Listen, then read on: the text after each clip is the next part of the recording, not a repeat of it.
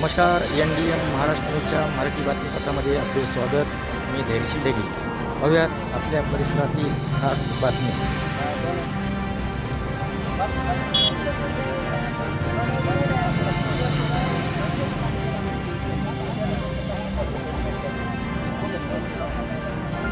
नमस्कार, NDM महाराष्ट्र न्यूजमध्ये आपले सर्वांचे स्वागत। मी धैर्यशील ढेगे। आपण पाहता त्या ठिकाणी पूरग्रस्त पुनर्वसन बचाव संघर्ष समितीच्या वतीने मोजे मनोर तालुका माजलगाव जिल्हा बीड मोजे मनोर येथील सर्व नंबर आणि गट नंबर 24 मधील क्षेत्राचा फेरफार क्रमांक 1189/210 रद्दबातल करण्यात येऊन 7/12 वरील नोंद असलेल्या नावावर कायम आळा मारून पूरग्रस्तांसाठी संपादित केलेल्या क्षेत्रातील पूरग्रस्तांच्या नावाची नोंद 7/12 उतरावर तात्काळ घेण्यात यावी या मागणीसाठी पूरग्रस्त पुनर्वसन बचाव संघर्ष कृती समिती या ठिकाणी उपोषणाला बसली आहे। त्यांची या ठिकाणी आपल्याला दिसते की एकच अशी मागणी आहे जे की पूरग्रस्त आहेत आणि जे की मोजे मनोर येथील सर्व नंबर आणि गट नंबर 24 मधील क्षेत्राचा फेरफार ज्याचा क्रमांक आहे 1189/210 तो रद्दबातल झाला पाहिजे। या बाबतीत माझ्यासोबत आहेत।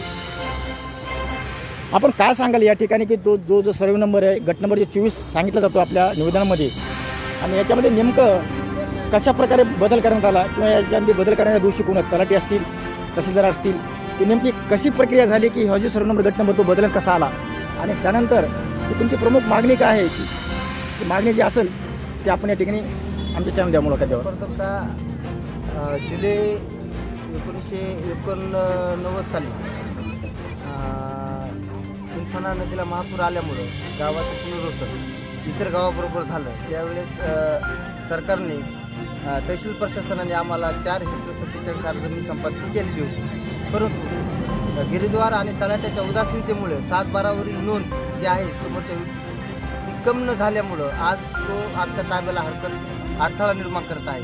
त्याबद्दल आम्ही तहसील प्रशासनाच्या विरोधात या ठिकाणी 7/12 वरील नाव नोंद रद्द होण्यासाठी आम्ही या ठिकाणी बसलेलो आणि त्या ठिकाणी पूरग्रस्तांचं नाव 7/12 वर येण्यासाठी आम्ही तहसील प्रशासनाचं पूर्ण गाव करून बसलो। ठीक आहे, महापूर जेव्हा सिंधपणा आला होता आणि लोकांच्या घराघरामध्ये पाणी शिरले आणि एक जागा उपलब्ध करून द्या म्हणून ती जागा तहसील मार्फत दिली होती आपणास, पण ती जागा कायम त्या जे दलित असतील किंवा कोणी इतर महाराष्ट्र असतील त्या लोकांच्या ताब्यात आहे का नाही? आज ताब्यात आहे। मग आता आणखी नेमकी मागणी का तुमची? तुमच्या 7/12 वर जे प्रमुख नाव आहे त्या व्यक्तीचे नाव वगळून पूरग्रस्ताचे नाव 7/12 वर करण्यात येईल या मागणीसाठी या ठिकाणी अशीच मागणी होती की बाबा ज्या 7/12 वर ज्या लोकांची नावं ते वगळून या ठिकाणी पूरग्रस्तांच्या नावे करण्यात यावी। ND Maharashtra news Beed. Thank you. घोषणा गावकऱ्यांच्या वतीने दिलेली आहे।